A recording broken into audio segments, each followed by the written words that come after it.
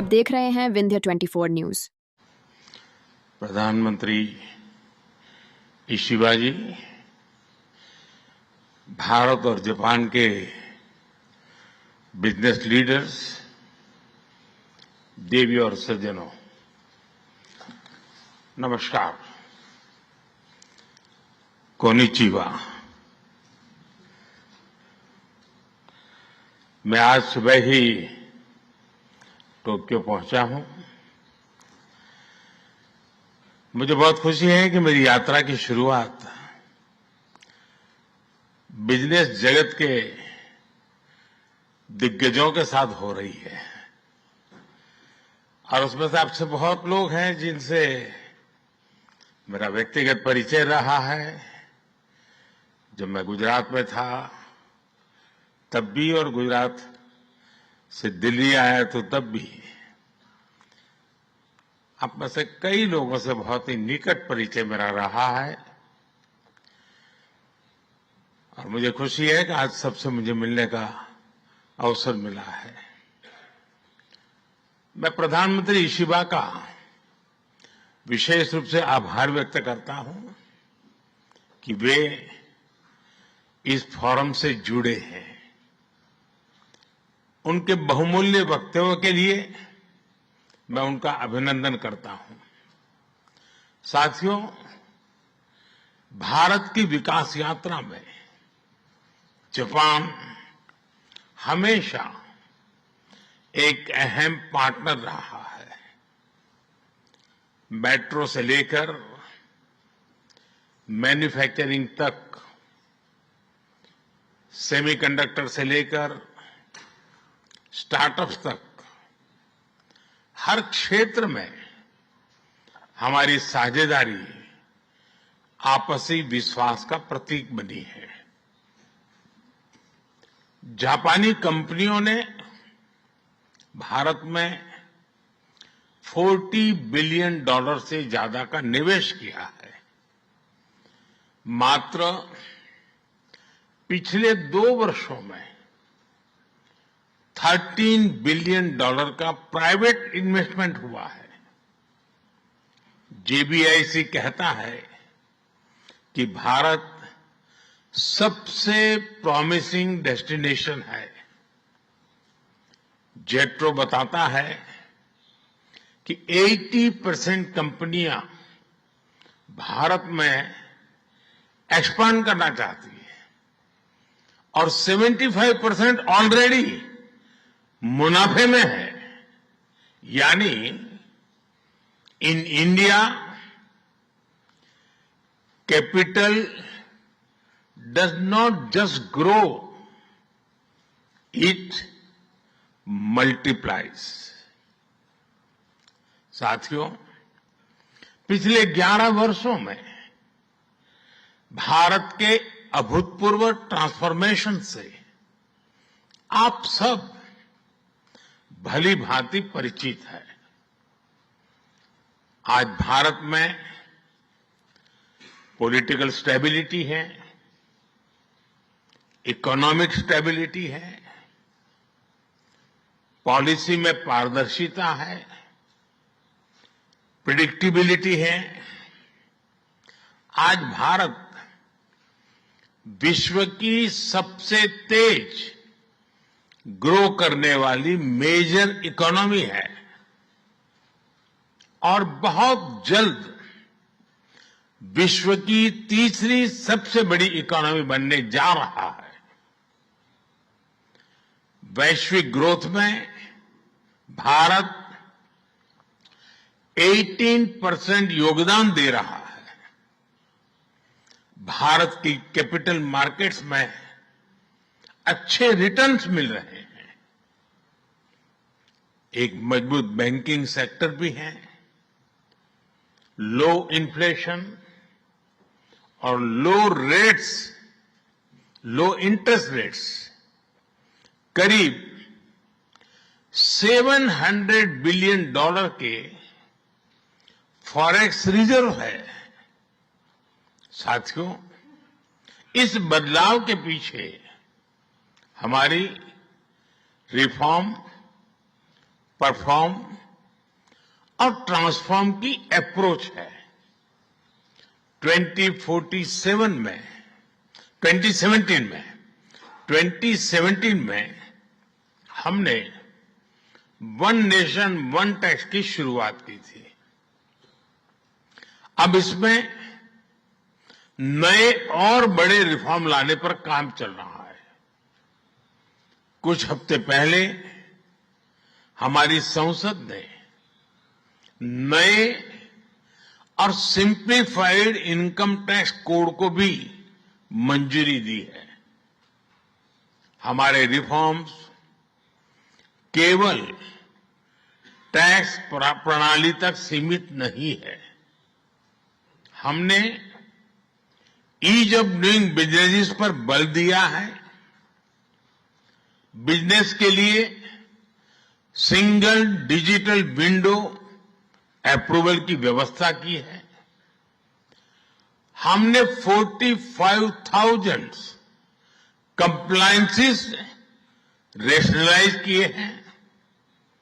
इस प्रक्रिया को गति देने के लिए डीरेगुलेशन पर एक उच्च स्तरीय कमेटी बनाई गई है।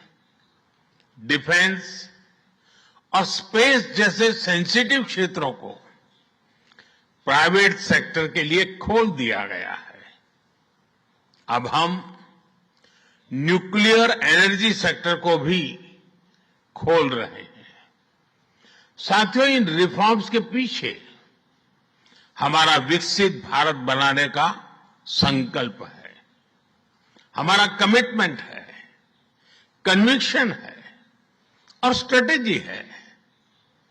और विश्व ने इसे रिकॉग्नाइज ही नहीं, एप्रिशिएट भी किया है। S&P ग्लोबल ने 2 दशक बाद भारत के क्रेडिट रेटिंग अपग्रेड किए हैं। The world is not just watching India, it is counting on India. साथियों, अभी भारत जापान बिजनेस फोरम की रिपोर्ट प्रस्तुत की गई। कंपनियों के बीच हुई बिजनेस डील्स, इसका बड़ा विस्तार से वर्णन दिया गया। इस प्रगति के लिए मैं आप सभी का बहुत बहुत अभिनंदन करता हूं। हमारी साझेदारी के लिए मैं भी कुछ सुझाव बड़ी नम्रतापूर्वक आपके समक्ष रखना चाहूंगा। पहला है मैन्युफैक्चरिंग। ऑटो सेक्टर में हमारी भागीदारी बेहद सफल रही है और अभी प्रधानमंत्री जी ने इसका विस्तार से वर्णन किया।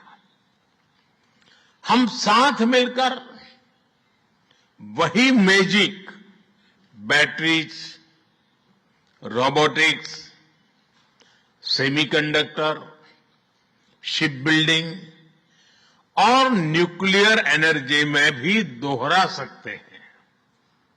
साथ मिलकर हम ग्लोबल साउथ, विशेषकर अफ्रीका के विकास में अहम योगदान दे सकते हैं।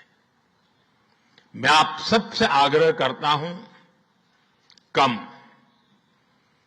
मेक इन इंडिया,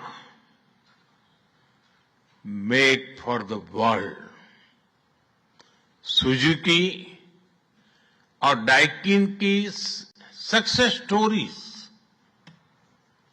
आपकी भी सक्सेस स्टोरीज बन सकती है। दूसरा है टेक्नोलॉजी और innovation.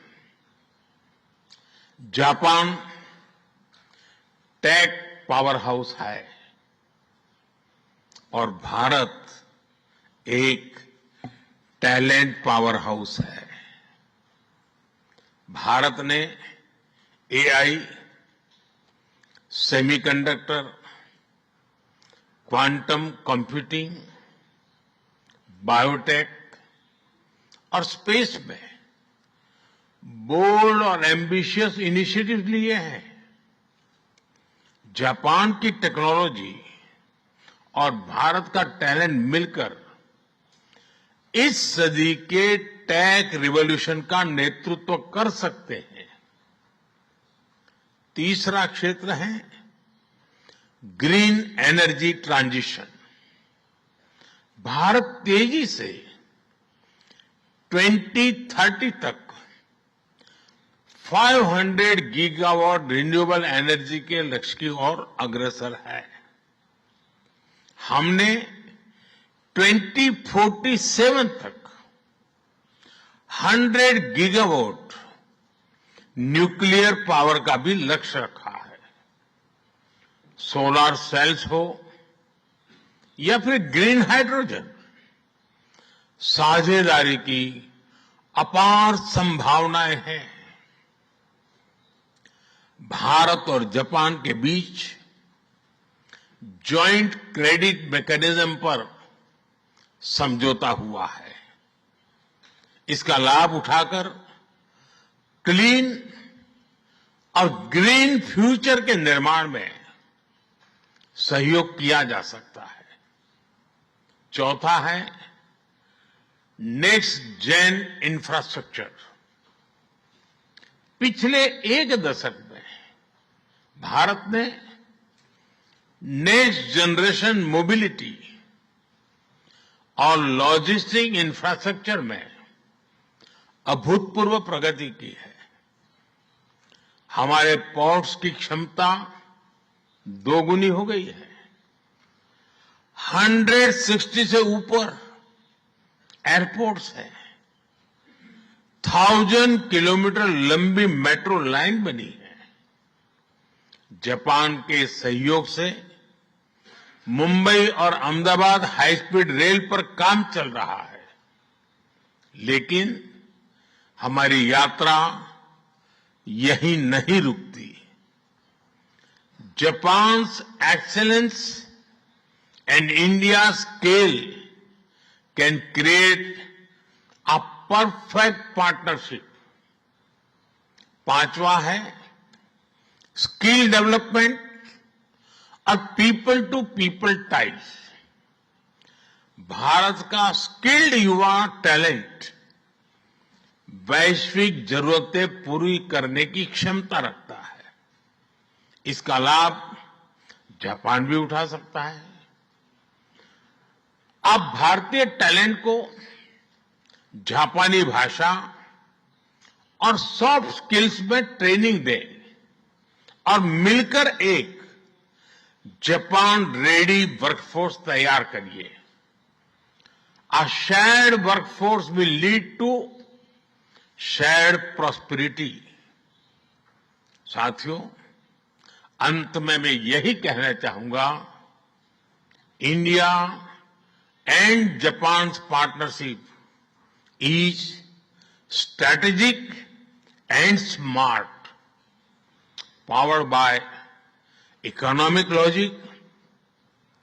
We have turn shared interest into shared prosperity. India is the springboard for Japanese businesses to the global south. Together, we will shape the ASEAN century, Asian century for stability, growth and prosperity. इन्हीं शब्दों के साथ मैं प्रधानमंत्री इशिबाजी और आप सभी का आभार प्रकट करता हूं। अरिगातो गोजाइमास। बहुत बहुत धन्यवाद।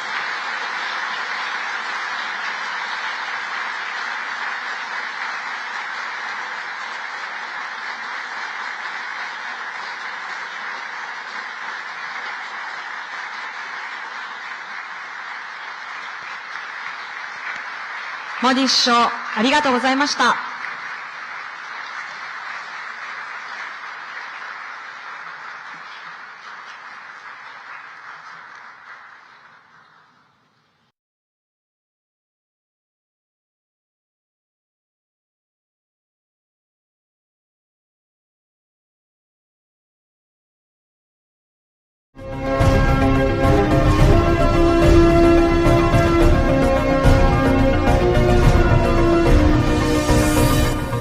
आप देख रहे हैं विंध्य 24 न्यूज।